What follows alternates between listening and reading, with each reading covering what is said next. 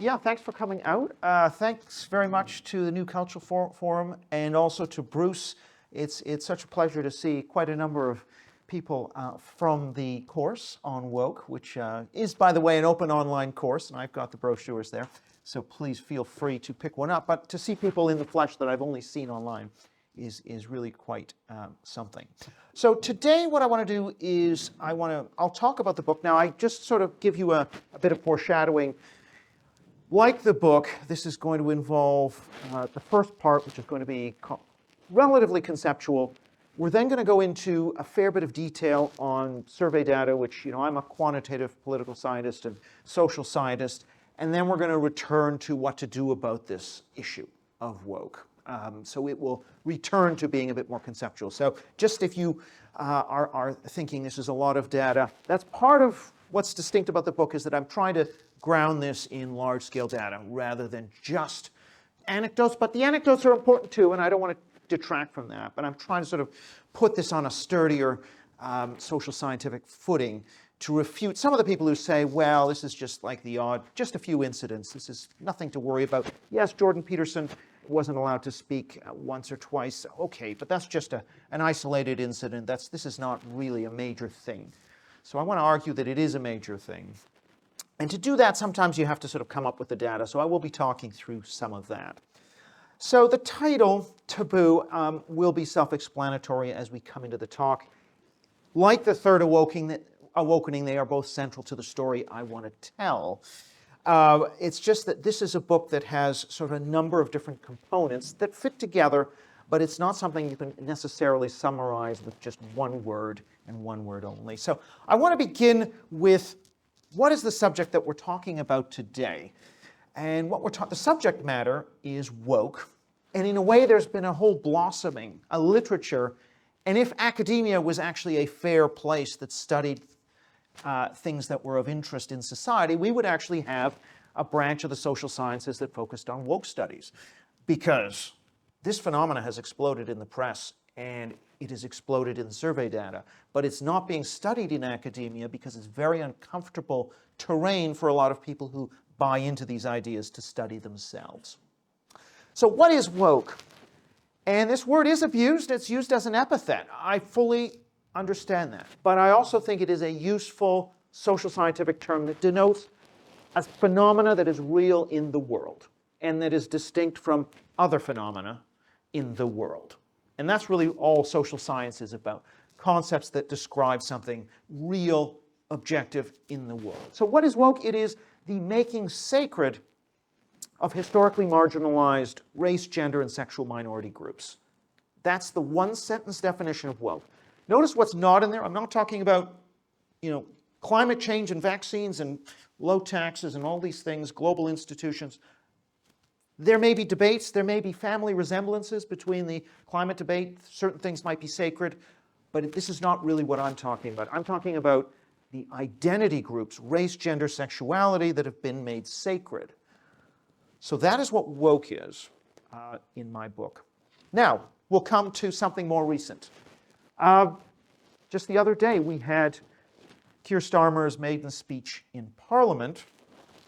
His first speech in Parliament, he mentions, I'm proud of the part my party has played, including in this intake the largest cohort of LGBT plus MPs of any parliament in the world, and pays tribute to Diane Abbott, a noted race activist politician.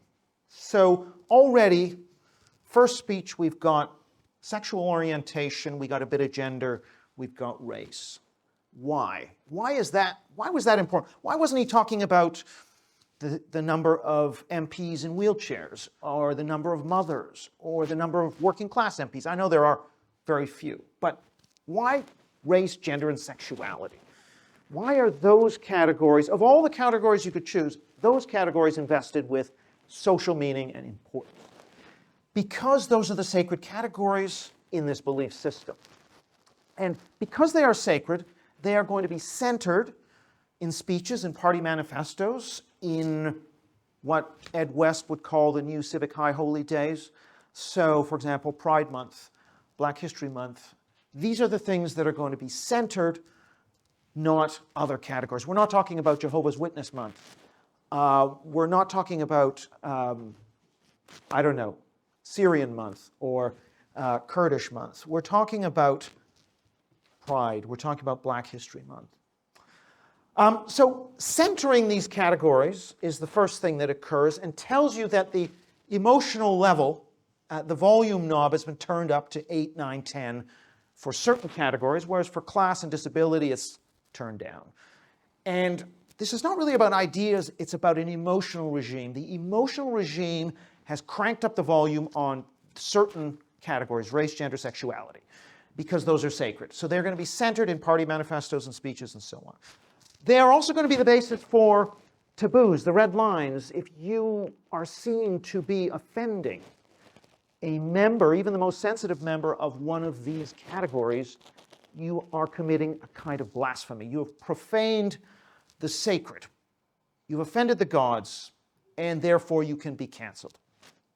So the reason there is such a sort of powerful cancel culture is because of the taboos. The taboos are what generate the cancel culture.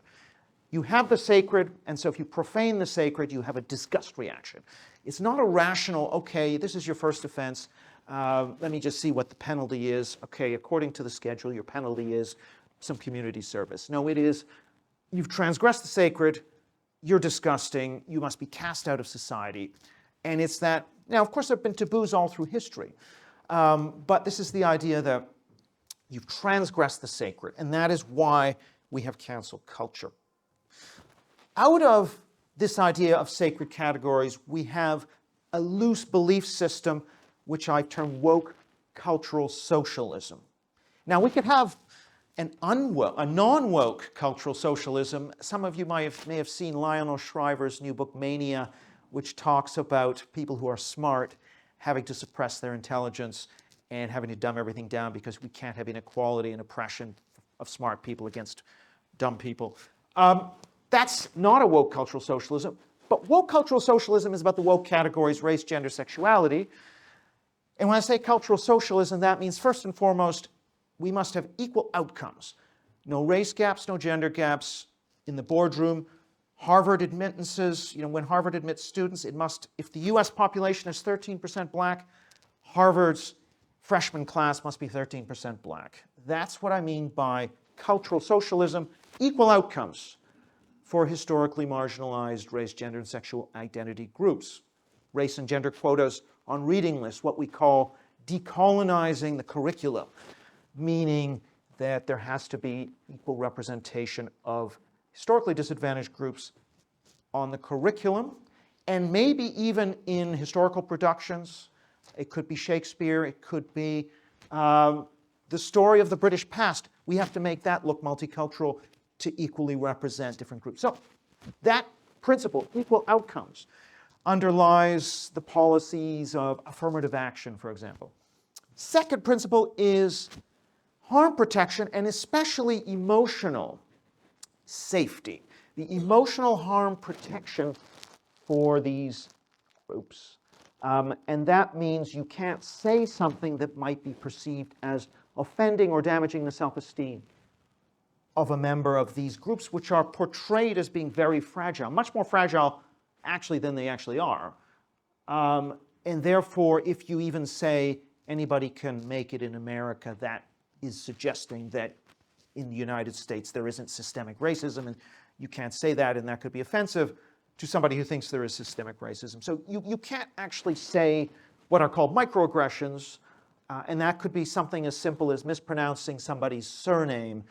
Well, that's happening not because you can't pronounce their name, but because you've got you're in some hidden matrix actually called unconscious bias, which is the reason you can't pronounce that name. Otherwise, you could have pronounced every name perfectly.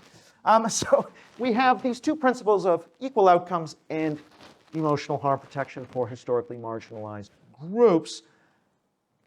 And then we also, therefore, have, as a result of this, as a result of the sacred identity groups, we have a kind of hierarchy or totem pole. I'm from British Columbia, so we'll use the totem pole here. So what we have at the top of the totem pole, the most sacred category is race. typically black or indigenous, have the strongest level of sacredness at the top of the pole. Then below that we have sexual orientation, gay and lesbian, for example, bisexual, gender, trans, but also being a woman, for example. But of course it's indeterminate who has more points. Perhaps trans has more points than female, and hence you have a struggle going on between gender-critical feminists and between the trans rights or trans-affirming, trans activist community. Lower down we have the categories which I've talked about earlier, where I think the volume knob is turned right down. So there's very little sacredness attached. Yes, there is fat studies and body positivity, but actually you're unlikely to get canceled for calling somebody fat. It doesn't have the same sacredness as race, gender, and sexuality. And likewise for talking about Seventh-day Adventists and Hare Krishnas and other religious groups. Not particularly concerned about prejudice against those groups. So we have a system here in which you have oppression points, highest oppression points at the top, and at the bottom we have the white heterosexual male who is the kind of fallen original sinner whose only role can be to confess their sins and to be an ally to the groups further up the board. The other thing I want to say is this is not identity politics, if by identity politics we just mean being tribal. No, this is actually, as John McWhorter in his excellent book Woke Racism says, this is about, quote, who is hurting who. So if you're a woman, it's not just about being tribal, about being a woman. Actually, you've got to stand behind the trans woman who is a biological male who is identifying as a woman because they have more points than you on this poll, and you will gladly stand behind them. So in something called a privilege walk, where you take one pace for every privilege you have, I can't remember if you take one pace for every disprivilege or privilege that you have, but anyhow, you have then this spacing out of people who have more and less privilege. So you take your place depending on how much privilege you have. And the progressive stack is something similar. You get to speak first. If you have the most points, you get to speak last. If you have the least points, you have to stand behind those who have more points. And so we get the phenomenon of women deferring to biological males who identify as female, because the trans women have more oppression points, so the women will defer. That doesn't make any sense from a purely tribal point of view, because if you were a purely tribal woman, you would say, absolutely not. There's no way I'm going to stand behind somebody who's trying to enter my group, my spaces. So this is not about tribal identity politics in the main. I mean, yes, if you're at the top of the poll, fine. You can be tribal and you can adhere to the religion. But if you're kind of in the middle or at the bottom, this is really about deferring to those who have more points. So it's a religion, not a tribe. It's religious and not tribal, I would say, in the main. Okay, I now want to sort of talk about the literature that has expanded and emerged just in the last few years. There should be university courses on this. There aren't. I tried to do that with my course, to try and say, let's look at this literature. It's actually saying some interesting things. There are some important theoretical disputes. One of those theoretical disputes is over the origins of woke and the motivations of woke. And so we have a set of books here on the left. Chris Rufo's America's Cultural Revolution, James Lindsay's Race Marxism, Cynical Theories by Pluckrose and Lindsay, Francis Fukuyama's done a number of books on this, and Yasha Monk's Identity Trap. I could have picked a number of others. One of the things that's in common with these books is they all trace a sort of intellectual, high intellectual story about the production of ideas. Marxism, postmodernism, critical race and gender theory, trying to trace links between somebody like Herbert Marcuse, who's a sort of critical theorist who turns away from class towards identity and towards third worldism, and Angela Davis, Black Panther intellectual. The connections between them, say the Black Panthers and the Black Lives Matter movement. Very similar ideology, decarceration. The American Constitution was a smokescreen for slavery. These are all ideas that came up in Panther ideology in the 60s and have been repurposed in Black Lives Matter. So there's definitely intellectual continuities. There's continuities of personnel, such as Angela Davis, who is a bridge between the earlier black radicalism and Black Lives Matter. But I, in my book, think even though the production of ideas is important, the consumption and demand side, why do some ideas find fertile soil and others not? Why is it that the universities, which were filled with, not necessarily with Marxists actually, Marxists are kind of, 10 up to perhaps 20, 25% in the sort of softest end of the social sciences in certain universities, but most of the academics are left liberals, what the Americans would call liberals. Why were they so keen to welcome former terrorists like Bill Ayers of the Weather Underground, Angela Davis of the Black Panthers, people who had been convicted and been in trials? Why were they so keen to have them teaching in Berkeley and in top universities? This term radical chic, which Tom Wolfe, the American novelist, coins, and he's referring to parties held in the Upper East Side by, essentially wealthy white liberals, and they're inviting Black Panthers over, and they think that's pretty cool. What is the appeal? What is this romantic appeal of the radicals? So we have to explain the resonance of these ideas, and that's what I try to do, because I argue that it's actually left liberalism. It's the bleeding hearts, not the cultural Marxists. So the bleeding heart liberals are the key, in my view, to the success of this movement. And bleeding heart liberalism has a much older and much longer root. It goes back to the left liberalism, which begins with the liberal progressives of the 1900s and 1910s. It's got a much older history. I don't think we can argue that bleeding heart liberalism, with its combination of guilt, empathy, and fear of the majority, that doesn't come out of nowhere. That's not untutored. There's a whole layering that takes place in the early and mid-20th century that creates that ideology and emotional regime. It's kind of not spelled out in a document like the Communist Manifesto, but nevertheless it exists and is reproduced and gradually forms, and it's these sort of very important backdrops. It's kind of like the amplification system for a band. And without the amplifiers and the sound system, the band, you're not going to hear it. But with the amplification and sound system, they're going to have a massive effect. So I want to focus on the left liberals and not as much on the cultural Marxists. So what is this left liberalism that emerges through the 20th century and creates this very powerful sound system, this fertile soil for cultural Marxists to weaponize? And there are several elements to this sensibility. The first is essentially majorities are bad and scary, minorities are virtuous and good. And this develops gradually. In the 1910s, the liberal progressive movement is championing minorities, and it's worried about majorities doing things like banning alcohol. 1920 in the US, that was largely an anti-Catholic measure, by the way. So the liberal progressives had a lot of points, and in fact, you probably needed some humanitarianism there. So it was doing a lot of good things, but it just overshoots. And so we then get the second component, which is this overweening fear of majorities.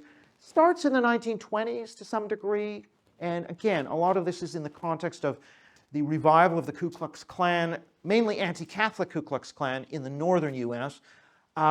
You have the banning of the sale of alcohol with the Volstead Act, 1920, and this leads to a backlash amongst many intellectuals. So this is the beginning of fearing what was then still a rural, largely Protestant majority population in America. That was the basis for the initial anti-majoritarianism. Then in the 30s, we get the rise of fascism, and so the New York intellectuals start to smear artists who were simply patriotic American artists that were hired by Theodore Roosevelt to do wall murals and calling them fascists. That's the beginning, really, of this what I call fascist scare. Now, you could perhaps understand it in the 30s, but it continues after the war.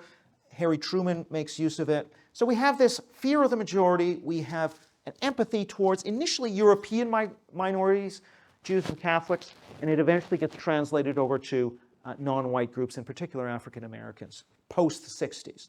And then the last element we get is this race taboo. And that comes in very suddenly in American polite society in the mid-60s, and then it gets quickly, that power of the race taboo gets translated to women and gays and other groups.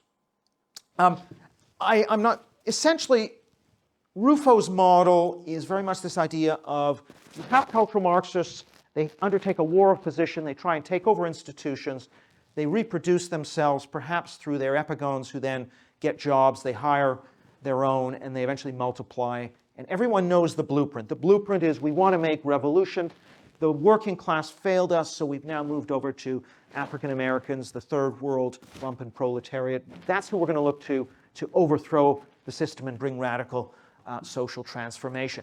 That's happening, and I'm not disputing that this is part of the equation.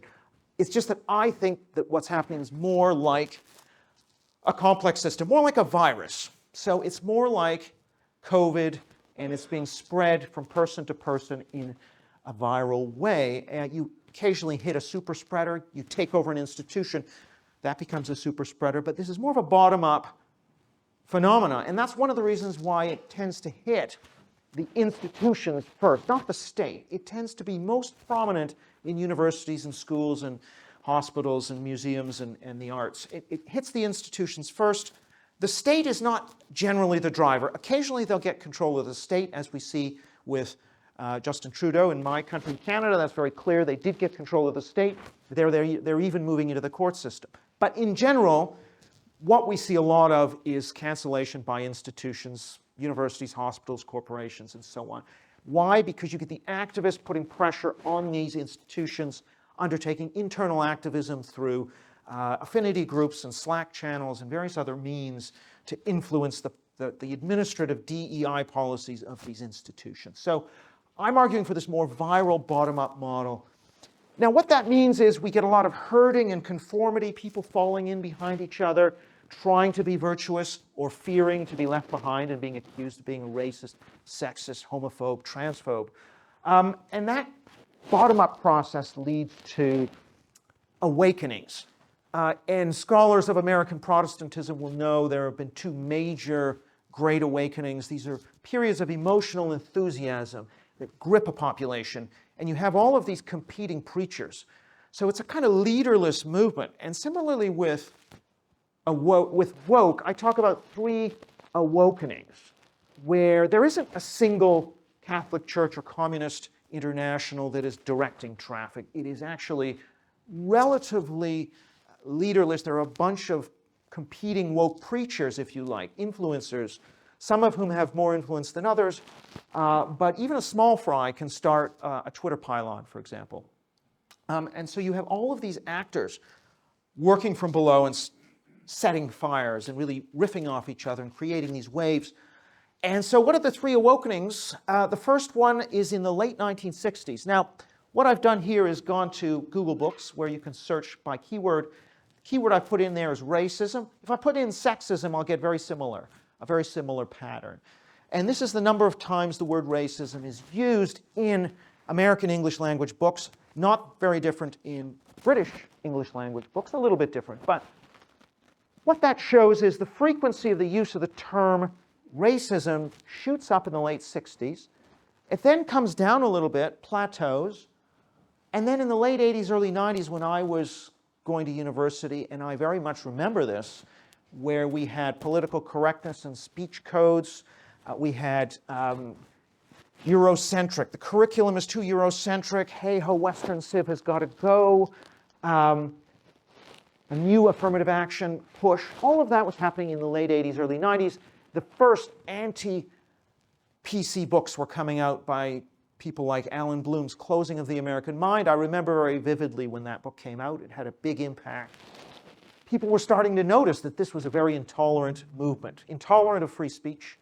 And so these speech codes could get you punished. A student newspaper at, I think it was UCLA, made fun of affirmative action and was closed down. That was 1988. So anyone who thinks this is brand new, actually it wasn't brand new. And we had all kinds of episodes of cancel culture, even in the mid-70s.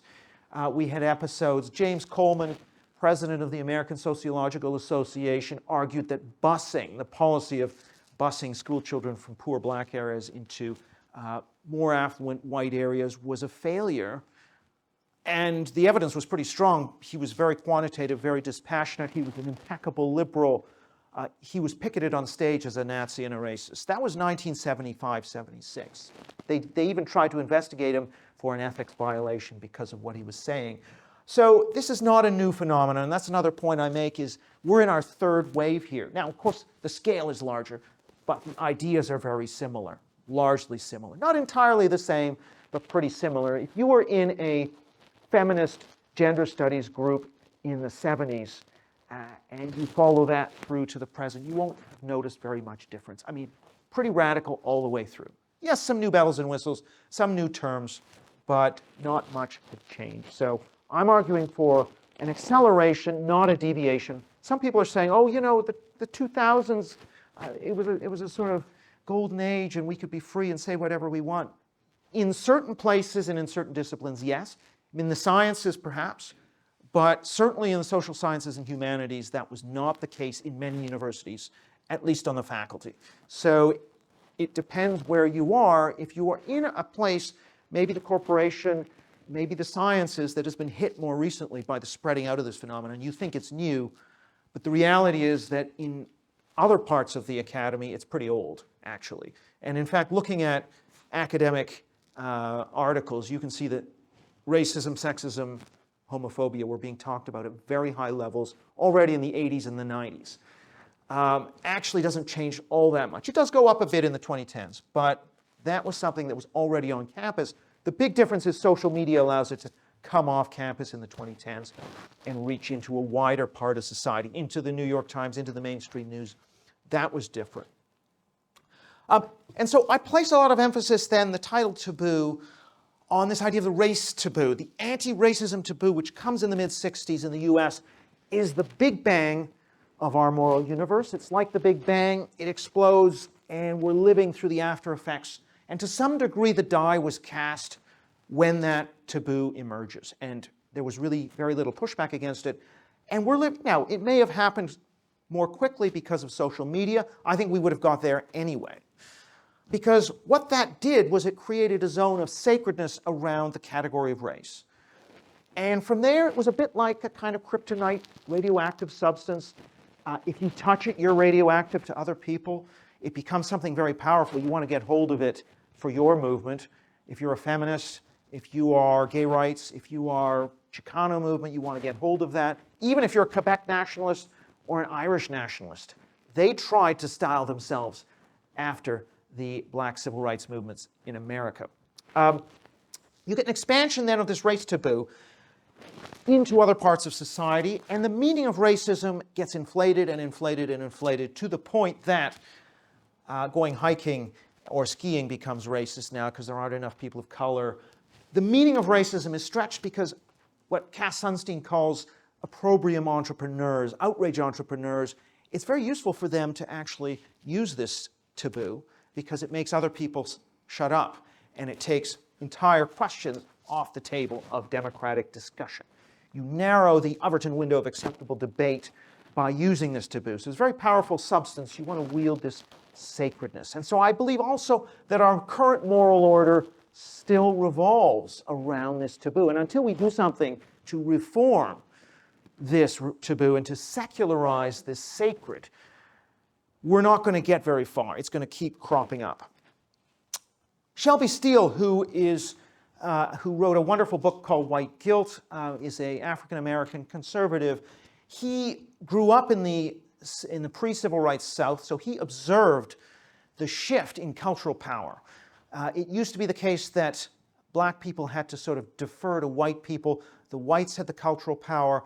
After this mid-60s taboo in polite society, black people had the cultural power, and the white people had to say, look, I'm not one of the bad racist white people, I'm one of the good ones. As Steele argues, white guilt became so palpable you could see it on people. What it looked like to my eyes was a remarkable loss of authority. What whites lost in authority, blacks gained. You cannot feel guilty about anyone without giving away power to them. Steele's argument is that American institutions therefore had to adopt policies like affirmative action, not because it would actually help black people, but to virtue signal that they weren't one of the bad whites, the guilty whites. They retained moral authority by adopting policies like affirmative action, and maybe more recently mandatory diversity statements and DEI and all the rest of it. So this is about signaling moral authority. All right, so I've kind of talked through some of the conceptual stuff about where I think my argument is different. I'm focusing on left liberalism, the making sacred of race, gender, and sexual identity, largely through myths, symbols, memories, stories. That's really what generates the sacredness. It's not an abstract set of ideas like the Communist Manifesto or even postmodernism. It is these stories imbuing particular categories with sacredness and deep meaning, and that's really what woke is about. And it's about essentially genuflecting to the sacred totems of this religion. And so the question now becomes, I'm now going to move into just looking at a little bit of some of the data behind this. And one of the other points that is central to my book is that we may have reached peak woke, but it's not dead. It's not going to die like McCarthyism. McCarthyism, some of you may know, 1953, there was that famous saying, have you no decency, sir? And that was the end of McCarthyism. Well, and by the way, more academics have lost their jobs and been punished for speech in the current awakening than occurred during McCarthyism. Greg Lukianoff and Ricky Schlott, in their new book, Canceling of the American Mind, talk about that. So the data is clear. There's more. We are in it, and they argue that historians will look back on this like they look back on Red Scare, as essentially the same sort of phenomenon. We're living through that, what I'll call fascist scare, but a kind of Red Scare that's claiming careers and smearing reputations. I unfortunately think we're not in 1953. We are actually only in an interregnum, perhaps between the third awakening and what might be the fourth awakening. So I don't think woke is going to go away. Okay, let's look at just some. One of the reasons I say that is because young people are a lot more woke. Young leftists are a lot more woke than older leftists. We just had an election here in the UK.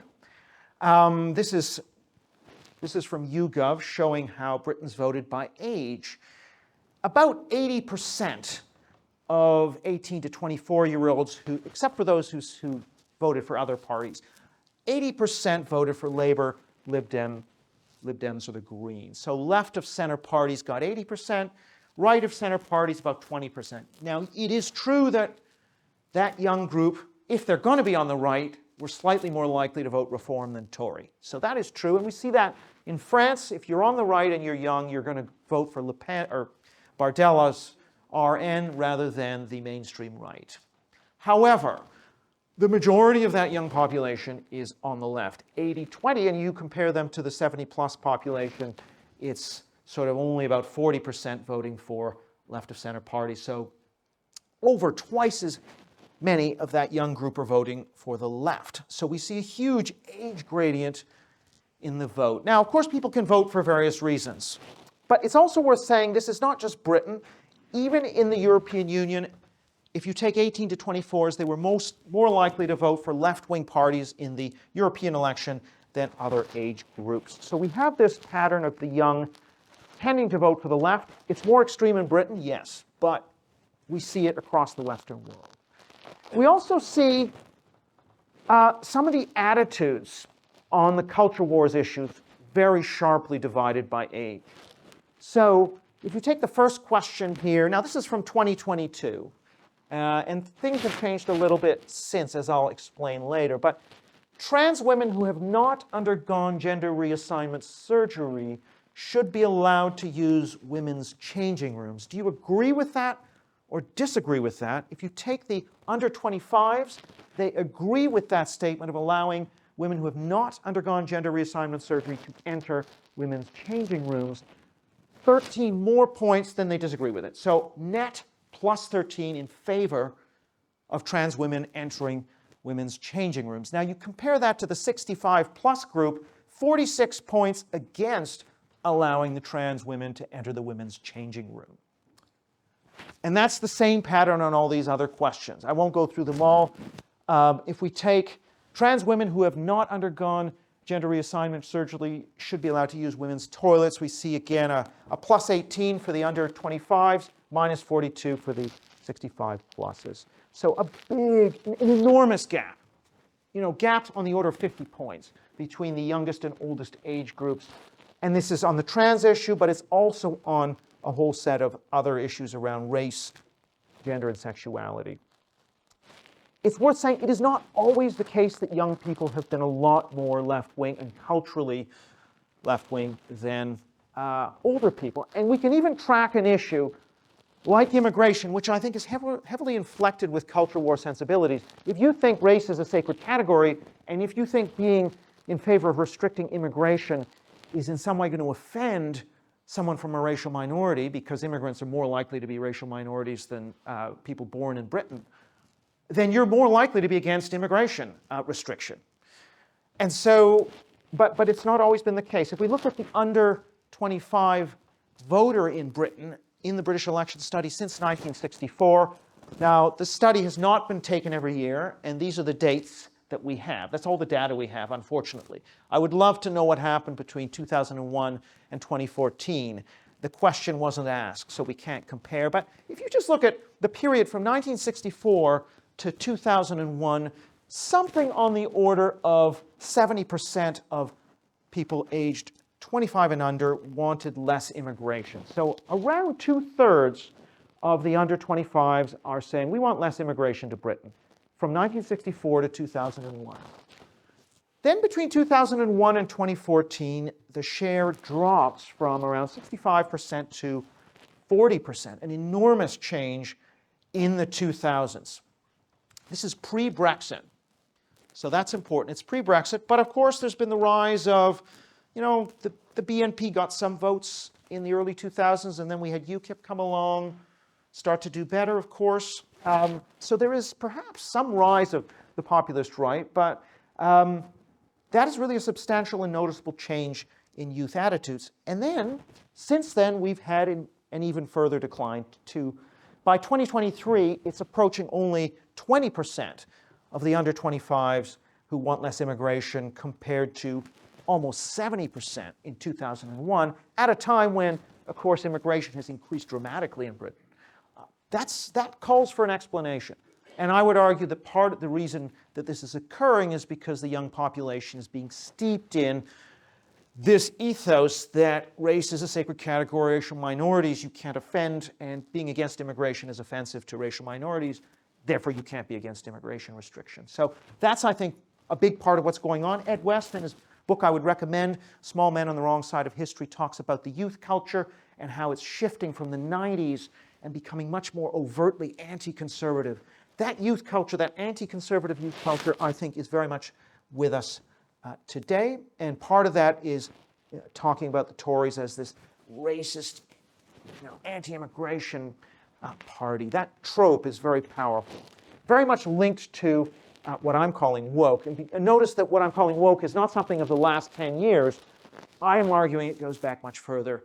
I'm arguing that restrictions on being able to talk about and express opposition to immigration is part of the woke phenomenon, and it is a kind of wokeness.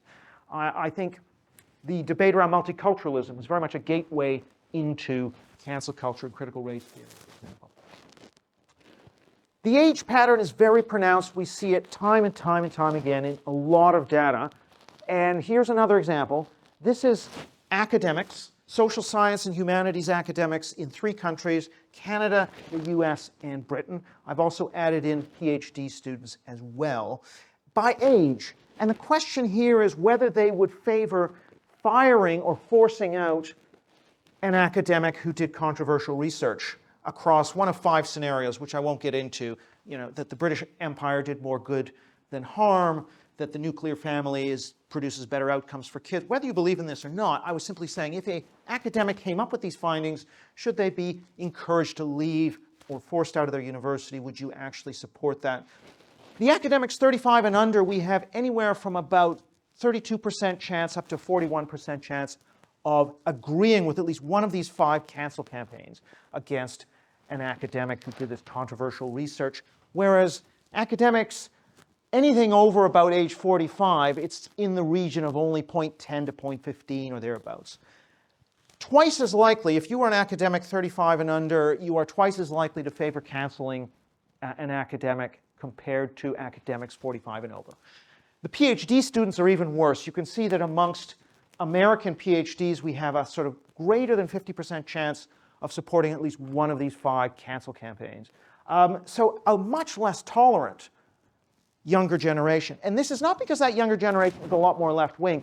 These older academics are almost as left-wing as the young academics, but the young leftists are just a lot more intolerant than the older leftists. It's a big difference there. Seems like that vestigial attachment to free speech still exists for the older leftists. Now, is this simply a case that, well, those young people, when they get older, they will become like the old ones, they'll be more tolerant? I am quite doubtful of that, and there's a number of reasons why. They have, in the US, a number of data sets that go back to the 1970s. We can compare an 18-year-old in 1970, 1990, 2000, and 2016.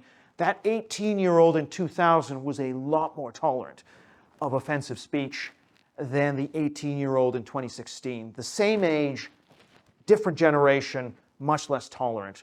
And there have been a number of studies I cite in the book on this. However, it is also worth saying that this is part of a longer multi-generational trend. And this is a paper from some California political scientists where they take this general social survey data from back to the 70s, and they look at it by generation. And what you see are 3 categories: leftists, militarists, racists. Now, there's 3 other categories as well: homosexuals, communists, etc. But if we just look at these leftists, militarists, racists, should they be allowed to speak in public, the toleration level is rising as we move up the generations from the greatest generation to the baby boomer generation and eventually to the Generation X and towards the millennials. But one of those series, the one that says, should a racist be allowed to speak in public, departs from the others. From the other, actually the other 5 continue to broadly move in a direction of let the militarists speak in public and teach in a school, let the communists, let the homosexual, that's fine, but no, not the racist. So there's something distinctive about the racist speaking in public, and that begins with the baby boom generation born just after the war. Things start to change with the boomers. Just around the time of that race taboo, which Shelby Steele talked about and Paul Krugman talked about, it hits, and then suddenly that line for toleration of a race departs from the others. It's the exception. And as Chong and Citron and others say, it's essentially the identity groups. It's race, gender, sexuality, where toleration has gone down, whereas for all of the other categories, toleration has gone up.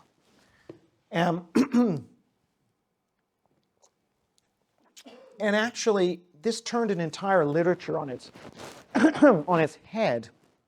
The literature essentially said young people and better educated people are generally going to be more tolerant, more morally relativist. The reality is, however, that in fact what you saw was people who were more educated, less tolerant. Fine, I'm going to shoot ahead and just focus on this question of age and the young people being less tolerant. I have this question, should J.K. Rowling be dropped by her publisher? If you take the under 25s, they're split pretty evenly between those who say she should be and those who say she shouldn't be. Whereas anyone who's over 45, it's hardly anybody saying Rowling should be dropped. And I've screened out the don't know options.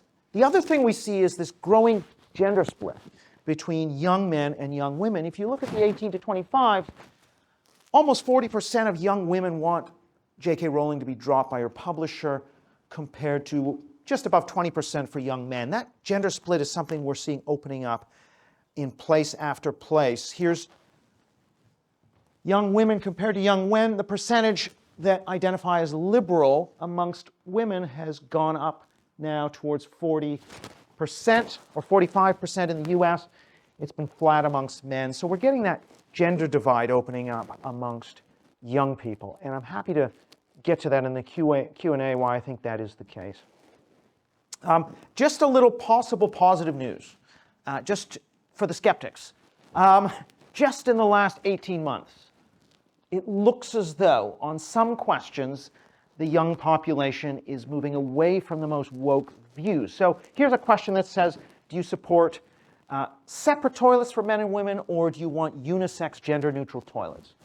The share of under 25s in Britain who support separate male and female toilets has gone from 20% to 43% in the last 18 months or so. That is interesting, and if that persists, then that is something that we're going to have to explain. But I leave that as a sort of interesting little coda to what's been going on. Okay, I'm going to try and wrap this up quickly. So the politics then, I want to talk about the politics of the culture war. What is going on with the politics of the culture war? And without getting into the depth of the data, which I would like to, but I can't, what I will tell you is that if you take British, Canadian, American public opinion, which I've sampled across 50 questions, the public is 2 to 1 anti-woke. So 2 people are anti-woke for every 1 that's woke. And so what this means is the aspiring politician should be leading into that wedge issue. If you're a conservative politician, you should actually be pushing on gender, unisex bathrooms should go. We should have separate sex bathrooms. No, we shouldn't be teaching kids that Britain is a racist country. No, we shouldn't have universities canceling people. These are powerful issues that politicians should lean into because the public is on their side. Not only are they on their side, but actually what these questions do is they unite the right and they fragment the left. Here's a question: should teachers teach that Britain is a racist country to school children? Amongst Conservative and Brexit Party supporters, almost 70% are strongly opposed to that. Whereas amongst Labour, Lib Dem, and Green voters, only 9% are strongly in favor. They're kind of splintered across all these categories. The right is very united against this. Why wouldn't a Conservative Party make that a big issue? There must be electoral mileage in it because it fragments your opposition and unites you. And because of the power of these issues, we start to see some interesting political strategies. Some of you might be aware of Lisa Nandy's statement to the DCMS civil servants. And this is a classic example of what I mean by the left wants to sort of lower the temperature, wants to distract attention away from these issues where their positions are very unpopular. So wearing rainbow-colored lanyards and pushing identity within the civil service is not popular with the British public. What Lisa Nandy says is, oh no, we're going to lift the ban that Esther McVey put on rainbow-colored lanyards and politicization within the civil service. We're going to remove that. The Tories said you only can have the Union Jack. No, we're going to allow you to have rainbow-colored lanyards because we're against the culture war. You see what was just done there? Wearing these lanyards and pushing Pride Month, that is not culture war. Arguing that you shouldn't bring politics into the workplace and just have the Union Jack, that is culture war. Inverting what's going on. But the reason that they're going with this culture war is divisive, it's distractive, we don't want to do culture war, is because they don't want political attention on what's going on in the institutions, in the civil service, in the schools, in the universities. They want to take the attention away, because if there's no political attention on what's going on in those institutions, those institutional activists could do what they like. And so the aim is to distract and deflect. We're not going to do culture war. We're focusing on NHS waiting times. That's all we care about. Oh, and by the way, activists, you go to town. You can do what you like. So that is the strategy of the left, to deflect, devolve power away from elected government, democratic debate. We don't want these issues debated. We want them behind closed doors in the institutions, handled by administrators and ethics committees and boards. The conservatives, the national conservatives, are trying to raise the profile of these issues because they are concerned about what they're doing to values of free speech and objectivity, but also attachment to Britain and the national past. If that's being trashed in the schools, How are you going to get a patriotic young generation that might want to, I don't know, join the military, become a policeman? How are you going to have enough people for those things if you don't have enough attachment to the country? And then you have a third group, which maybe are well represented within the Tory party that just got beaten badly in the elections, which is the liberal conservatives who act kind of like rule takers. And a good example of that is the Tory reform group that argues that the Conservative Party has to think carefully about the kind of campaign it wants to run and the impact of stoking culture wars. Voters are rejecting the politics of division. We must not run on wedge issues. No, wedge issues are issues that are supported by 2/3 of the population. So somehow that's a wedge issue. The contrast between what's happening in America, where a number of politicians have actually profited by leaning into these issues. Glenn Youngkin in Virginia, running on the critical race theory in schools issue, flipped a state that went 10 points for Joe Biden into the Republican column. And of course, Ron DeSantis has used this issue to great effect in Florida. That hasn't happened yet really in the United Kingdom. So really rounding things out here in terms of what to do, and I'm not going to go into great deep depth other than to talk about a couple of things. The first is that this is often a difficult issue for a lot of voters to get their head around. They need images and simple labels. In the US, the Republicans have gone after critical race theory and DEI increasingly. They have made these labels toxic. Chris Rufo is kind of a genius behind doing some of that.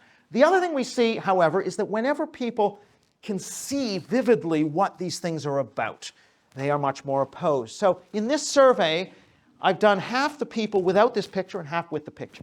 So they just said this teacher identifies as transgender and taught classes wearing size 7 prosthetic breasts. Should she have been prevented from teaching at school? Those who didn't see the picture split in the blue bars 50-50.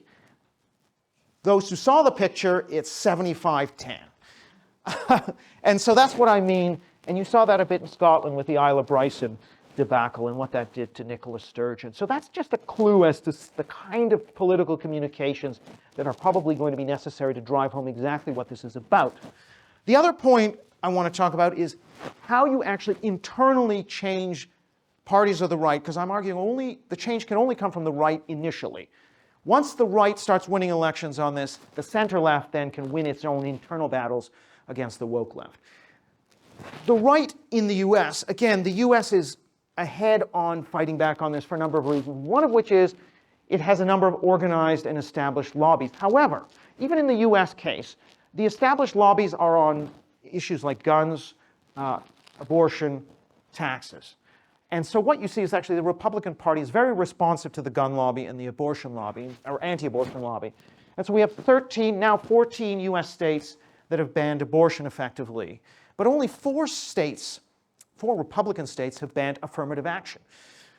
Abortion bans are only supported by 1/3 of Americans. Affirmative action bans are supported by 2/3. So the popular issue is not being implemented. The unpopular issue is being implemented. That tells us something about where the power is. The power lies in these lobbies. There is no lobby, there's no organized lobby, mobilized lobby for the culture wars. That probably has to change. We have to hold politicians to account between elections. Otherwise, they will continue to sell out the culture war issue. They need to have an incentive that they may be deselected or primaried if they deviate from what their voters want on culture war. You could say something similar, by the way, for immigration. They don't really have an effective lobby the way these kinds of lobbies are able to get their candidates to sign pledges. They are able to have scorecards for candidates, and those that essentially get a low score are punished by their constituents. So very last slide here. I want to talk about, I've talked a little bit about some of the policy innovations, but not a lot, but a little bit. We need to focus policy, first of all, on depoliticizing our institutions, schools, civil service, hospitals, museums. They should be depoliticized. And I believe that's possible, but that's going to take elected government, the one institution that the 2/3 anti-woke majority controls. They have to use elected government, centralize at least power over policies to do with culture, have to be centralized into elected government and out of quangos, public bodies, and other sort of institutions. The government has to actually reform the institutions, enforce civil service political neutrality, enforce political neutrality in the classroom with very detailed guidance and with an inspection regime and with accountability to Parliament and with the kind of stamina we've seen Ron DeSantis, people like DeSantis and Youngkin in the US show, and they're getting results. That hasn't happened in Britain yet. The end goal of this is, however, a post-woke society. And what's a post-woke society? It's not going back to the 1950s. Post-woke society is saying we need to talk about the trade-offs that are entailed in pushing cultural socialism. This idea that we're going to have equal outcomes for black and white, male, female, that we are going to have perfect 100% emotional safety for someone who identifies as trans, that carries an enormous cost in competing values, freedom, excellence, beauty, social cohesion. That's a big loss. The analogy I'd use is, the idea is the more you cut up the pie into equal slices, the more it shrinks. You have to allow a certain amount of inequality. You have to recognize there's going to be some inequality. There's not going to be 50-50 male and female amongst engineers. There are reasons for that. So you have to allow a certain amount of inequality, and we accept that on the economy. We accept that everybody's not going to have exactly the same amount. And the reason is, if everyone gets the same amount, somebody is going to have to give them that, which means they're going to have to take from somebody else, and you've got command and control communism, and you have a shrinking economy. We accept that we are not going to have perfect equality on the economy, but we don't accept that when it comes to race, gender, sexuality. We actually have to accept a certain level, not total, we got to do some equality, but we have to accept some inequality on the cultural sphere as well. And right now, we don't accept that. Any inequality between race groups, between men and women, that's considered an outrage, and we have to correct for that with DEI. And as long as we're pursuing that, we're going to lead to a damaging of human flourishing and an immiserization of the culture. So cultural equity, cultural socialism, or cultural wealth and human flourishing, I'm an advocate for human flourishing. Thank you very much.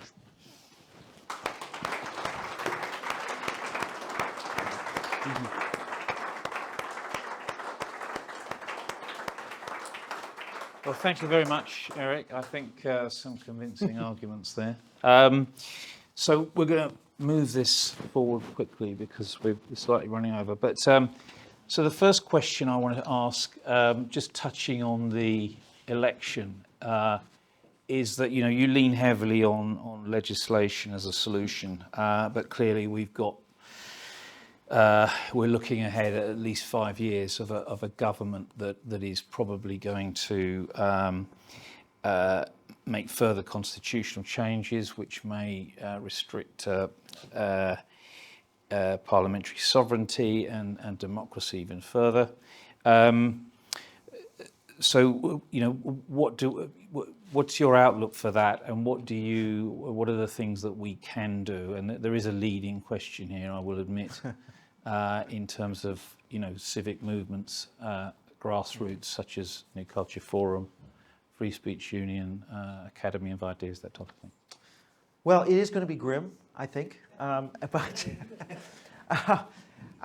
we saw that with the Equality 2010 Act, which essentially what it does is it provides the justification for internal activists to say, hey, we've got duties under the Equalities Act, we have to therefore bring in mandatory diversity statements, decolonize the curriculum, blah, blah, blah, blah.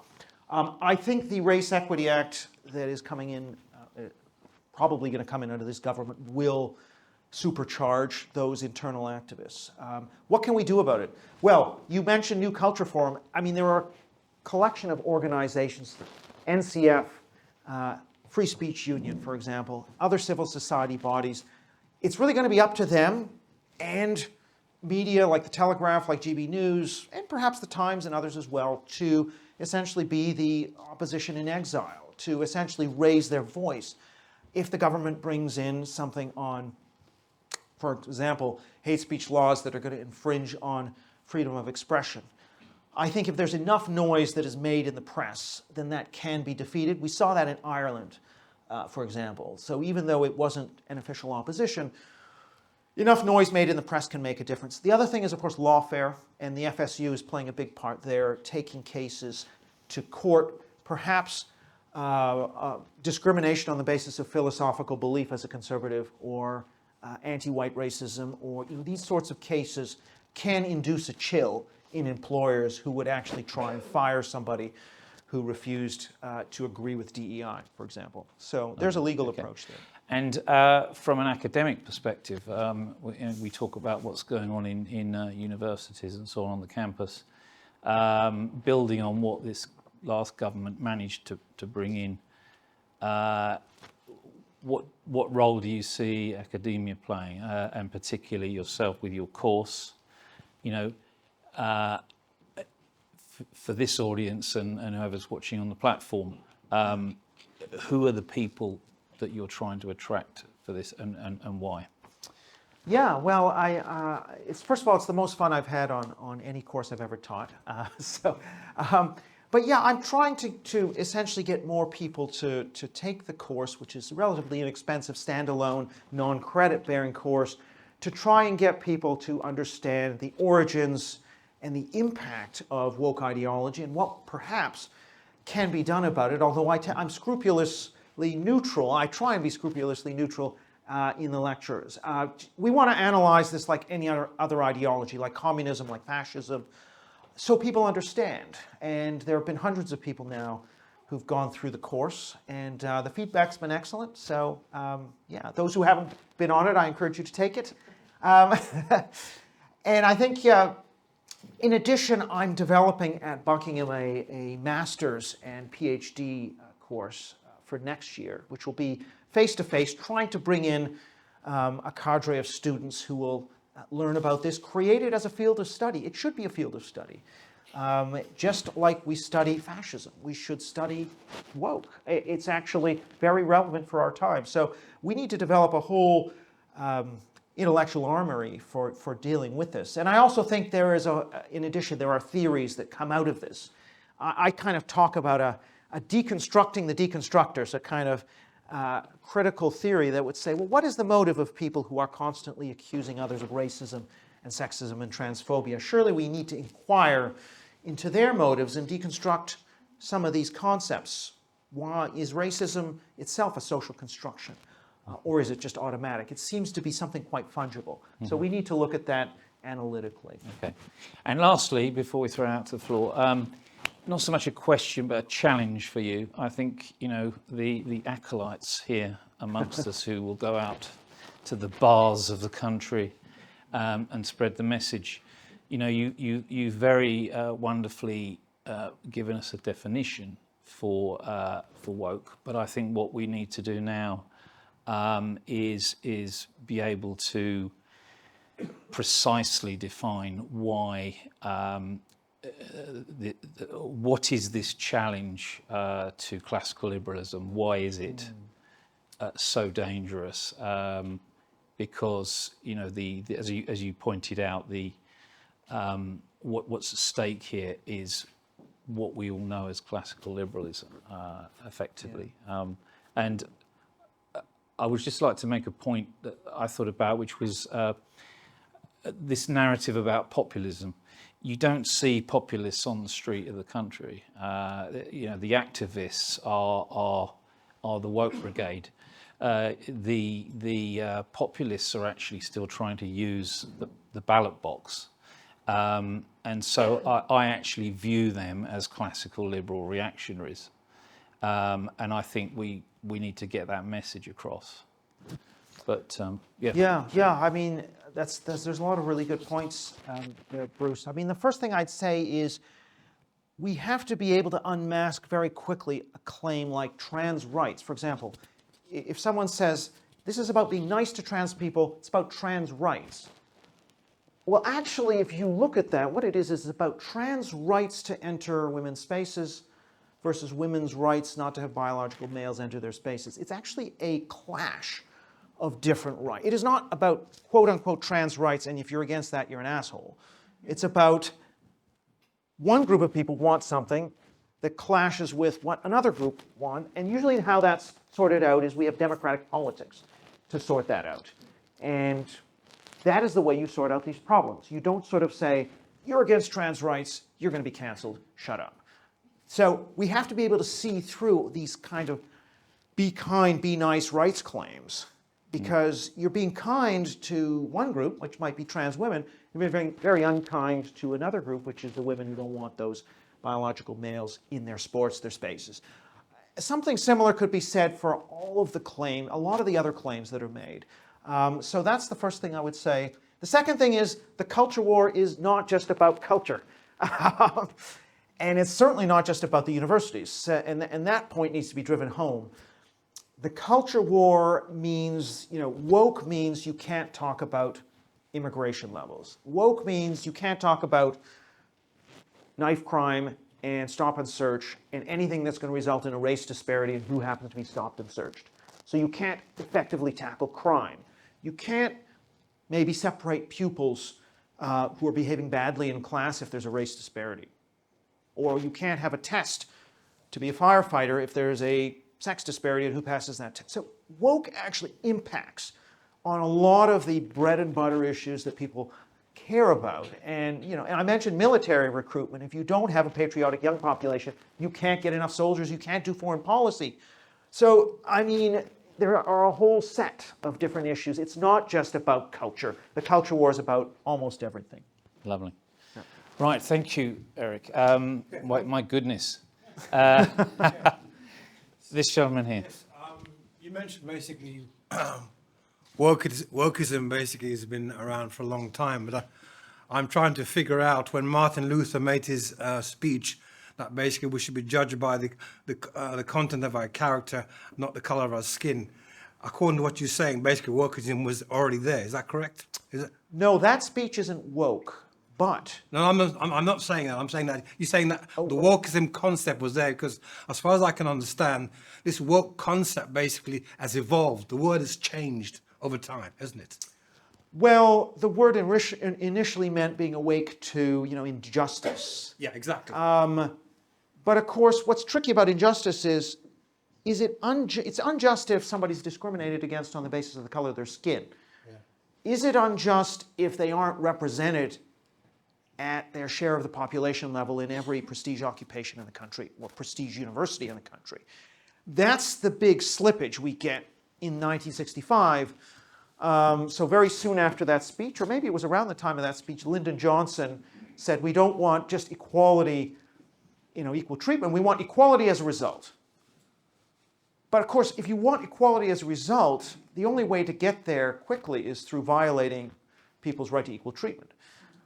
And that didn't seem to register amongst a lot of people. And actually, the very later Martin Luther King also kind of fell into this a little bit. This idea, we've kind of got to do a bit of reparations and a bit of, affirmative action. And because, you can't just bring them to the starting line and expect them to compete. The problem is, once you start that ball rolling, it's very hard to back out of quotas. It's very hard to back out of affirmative action. You mentioned Yeah. Thomas Sowell. Yeah. Could you expand a bit more on that? So Thomas Sowell would make the argument that a couple of things. One is that inequality is not necessarily the result of discrimination. Critical race theorists would say disparities equals discrimination. If if African Americans are not at the same representational level in MIT in the physics department, that must be because of some kind of systemic racial discrimination. Where Sowell would say, actually, there's all kinds of inequalities by group in society. We can see that Jews do a lot better than Methodists in the United States. People of French background in Louisiana or in Maine do a lot worse than people of Russian background in the United States. So there are all kinds of inequalities. They change over time. Catholics used to be a lot poorer than Protestants. In 1945, by 1980, they caught up. So there's all kinds of shifting and changing. There are cultural motivations. And I kind of agree, I take the Sowell line that culture is very important. Cultures change.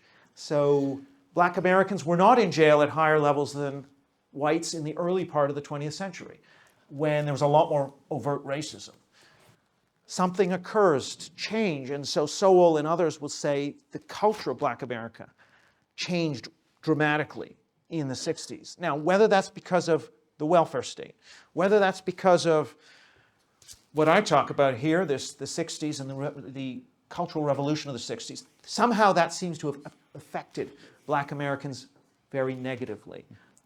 Maybe it's luxury beliefs having a negative impact in the ghetto. Yeah. Okay, thank you. Oh my goodness. We'll do one at the back first. David. Thank you, Professor, for that fantastic presentation. Thank you. You mentioned a lot of people 18 to 25 are buying to woke ideas, but there's a real Zoomer revolt going on where they're absolutely sick and tired of this. A lot of Zoomers are coming to faith. A lot of Zoomers are getting sick and tired of what they're facing at universities. What is your response to that? And is the Zoomer revolt, spearheading the anti-woke revolts that's going on? Thank you. There is a Zoomer revolt, yes. And a lot of the young people who come to NCF and FSU talks and Living Freedom and all of that. And it's very encouraging. I mean, right now, of course, what you have is that Zoomer revolt, but it's amongst the minority of Zoomers. It's more male than female. Now, if you roll the clock forward, if this continues, we're going to see a much more polarized generation. Like in 20 years, our politics is going to be even more polarized than it is now, because you've got very strong feelings on both sides of the issue. The only point I would make is that the center of gravity of public opinion in that young generation is still very much on the woke side. However, I think it's also worth saying that there is a mushy middle that is probably biddable. Now, you saw in those graphs just in the last 18 months, there's been a 20-point shift amongst Zoomers on single-sex bathrooms versus unisex bathrooms. There's been a 20-point shift in favor of saying immigration's been too high. So that middle, I think, can shift. But I also think there's a significant group on the left that is pretty stuck into the woke ideology, because that's all they've ever known. That's what they've heard in the classroom in every institution. They've heard that on their TikTok. So I think polarization, but I still think the woke are going to be dramatically ahead, unfortunately. Okay, from the middle here. Sorry, because I can reach. It's all right, just talk. Yeah, I believe it's all a bit of a nonsense, really. And it's about people taking back control. I'm a single parent with 2 sets of twins. I took my children out of school the moment I saw the rainbows there during the lockdown with a Conservative Prime Minister called Boris, who was a Liberal. And he brought all this stuff in. It's a nonsense. Until people take back their Christian values and bring back the family values. Right? We don't put up with this rubbish. Yeah. But unfortunately, we're in a situation where they've broke the family, and it is communism. It's Karl Marx said, break the family unit. All this LGBT stuff, you can't have children if you're transgender. The question is, yeah, okay, don't worry. As we actually, that's as a question, that's quite interesting, because what part does religion play in the solution, and possibly what part did it play? I'm thinking the legacy of Puritanism in actually enabling woke, but is it part of the solution? Yeah. I mean, and just really quickly on this point about education. You may have the wherewithal and the courage to do this, and I wish others did. I'm kind of a social scientist, kind of realist. I think we've got to get the incentives tweaked. So that's one of the reasons I kind of think most people are still probably going to be too scared to take those risks. And that's one of the reasons I think we need government to be leaning on the schools. Again, even with the private schools and the school choice and the homeschooling, it's only ever going to be a small number of people. So we need that government to be essentially telling the schools you can't be political and enforcing that. But yeah, the point about religion and religious decline, I would argue that I don't think that religious decline is the main reason we see the rise of woke. So you see the rise of woke. Now, essentially, you see the rise of woke in the United States, a much more religious society. You see, for example, the Anglican clergy, you see the Presbyterian clergy, you see so a lot of the mainline Protestant clergy very much woke. Being Christian didn't seem to be any kind of barrier to adopting this philosophy. Now, there is, however, if you are Christian, and that means you vote for a right-wing party, you're a Republican or you vote for the conservatives, then you're not going to be woke. So to the extent that being religious means you're more likely to vote for a right-wing party and identify as a conservative, to that extent, then yes, it does sort of act as a check on woke. But just if you are a Labor voter or a Democrat in the US and you're highly religious, you're actually not necessarily going to be less woke than somebody who is a Democrat that isn't very religious. So it's part of the issue, but I still don't think it's the main reason. The main reason is we've got this mind virus that's metastasized. It's got its own independent trajectory, and we've got to find a way to stop it. Yes, sir. Kind of hit on it there, Yeah. but this mind virus concept, plus it starts with the sacralization of race. Yeah. And it's 60, and it's a moment in history, and there's genuine injustice that has to be faced, right? And so there's an emotional reaction to it, and that's now spreading. I'm not sure. I mean, I was teaching a lesson on equality to A-level students the other day, and one of the students is incredibly woke. I love him to death, but he's woke as you like, communist, self-identified in a private school. But we were looking at the Equality Act of 2010, right? And I brought up the Maya Forstater case, just as you spoke of there, and I talked about how the London Guardian actually said this is a case of competing rights. Right. And he said, yeah, but you have to have consequences for what you say, because he's very much on the woke side. I said, well, that was the New York Guardian's position, because they immediately disavowed the London Guardian's position. And I'm wondering, and I said, if the Equality Act of 2010 works as legislation, to your point of this is how we change things, then both positions would be protected. But she was told, your views are not worthy of respect in a democratic society by a judiciary, right? And I've also, as a teacher, I've got the 1994 Education Act, which is saying no indoctrination in schools. But they get around it by saying, well, CRT is not political. So how do we legislate this, and how do we create, I don't know if we want to desacralize or resacralize in a more conservative sense towards more solid conservative values? Well, I'm not a fan of the Yoram Hazony approach of public religion and getting, we're going to replace their religion of woke with our religion and make everybody do it. I don't think that's, I think it's possible to have a politically neutral space in the classroom, and I think you get there by, okay, we've got the law that says you can't indoctrinate. The guidance is terrible. You could drive a truck through it. It's so poor. And that was Nadim Zahawi who wrote that guidance. Essentially, what we need is some of the US states now are writing 15 pages of detailed case level detail to essentially squeeze out all of the loopholes that the educational establishment uses to get around this.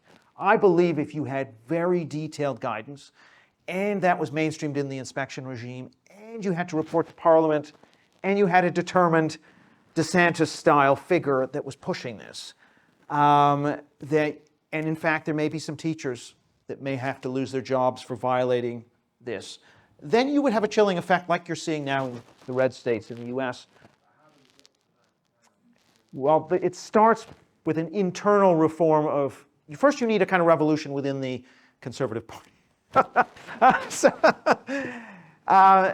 That has to come first.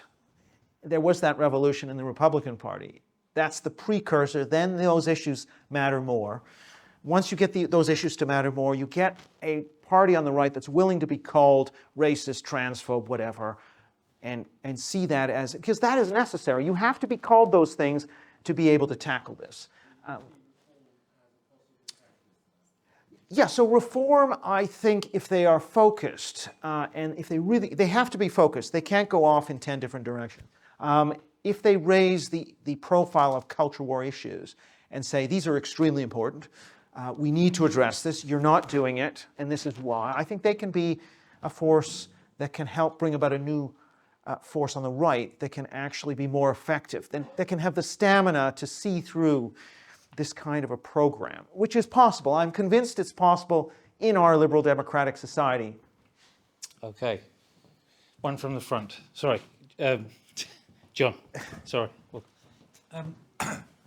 You haven't mentioned the role that the big global corporations play in pushing woke. Not only the big big corporations, the big institutions like the Bank of England. And so how does one tackle these bodies that have really got massive amounts of finance to push this whole agenda? So, yeah, I think national government could assert its power over these bodies. No, they can't in terms of setting monetary policy, but I mean, if the Bank of England wanted to flog all of its employees, there are laws, there are ways of constraining their power, not on monetary policy, but certainly on these cultural messages.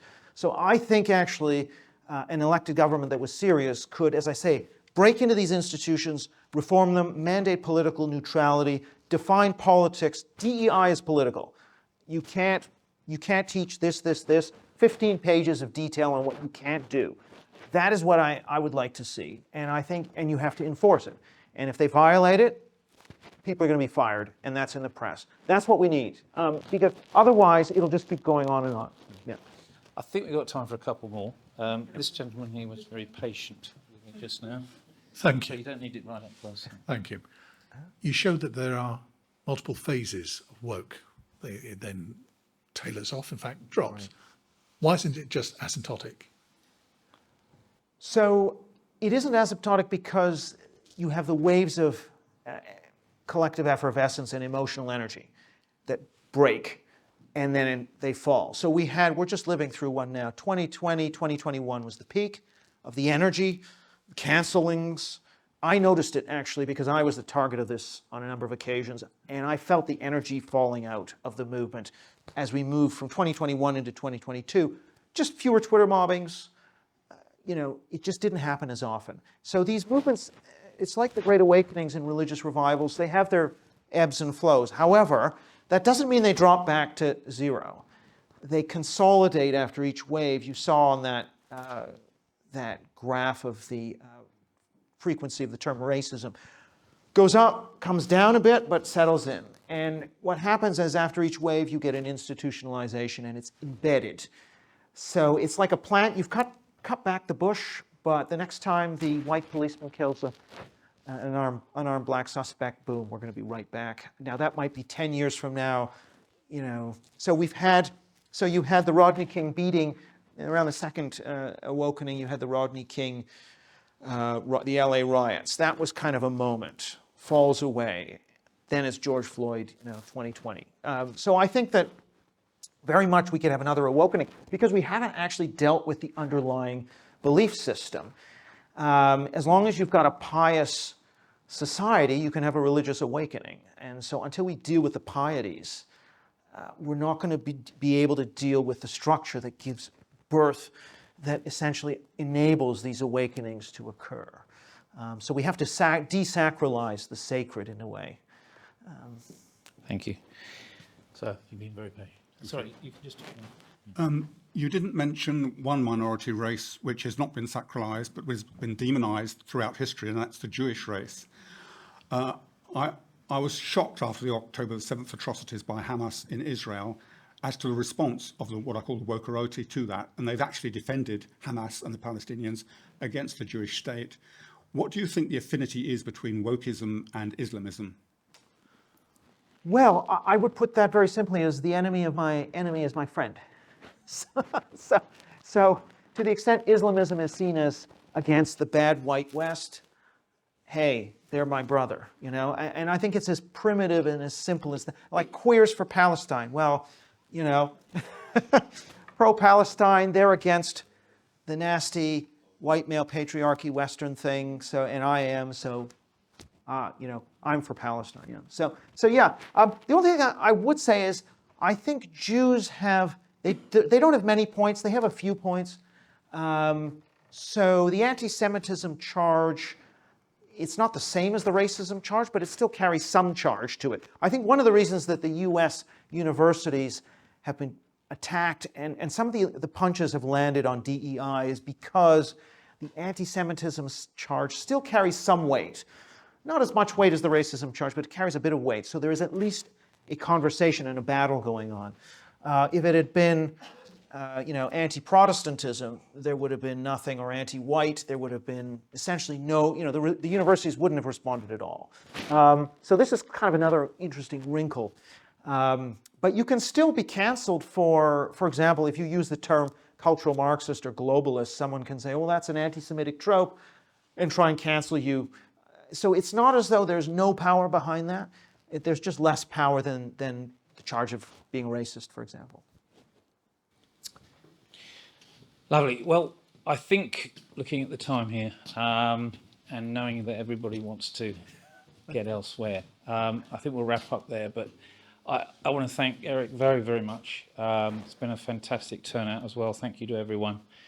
I think we're going to have to do this again just as a Q&A session because I've got like a pocket full of questions myself that I didn't even get to. So, yeah, thanks once again. Please, if you get the message, please sign up to NCF Locals. It's not just this group. If you live out of the area, there are many around the country. So the email address that you need to go to is on the side there. So anyway, thank you very much. Those that have bought books, we'll do the signing afterwards, but thank you very much. Thanks, Steve.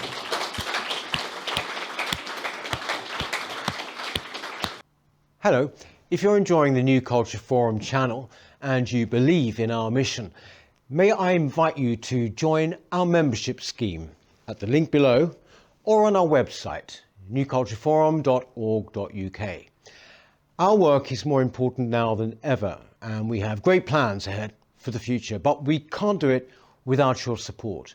From as little as £3 per month, you can help ensure that we continue on our mission. As a member, you'll receive a range of benefits, including access to exclusive content, invitations to our private events, including here at our studios, free copies of our books, and much, much more, including, of course, our famous NCF mug. If you aren't able to become a member, then please help us by clicking this button and subscribing to our channel.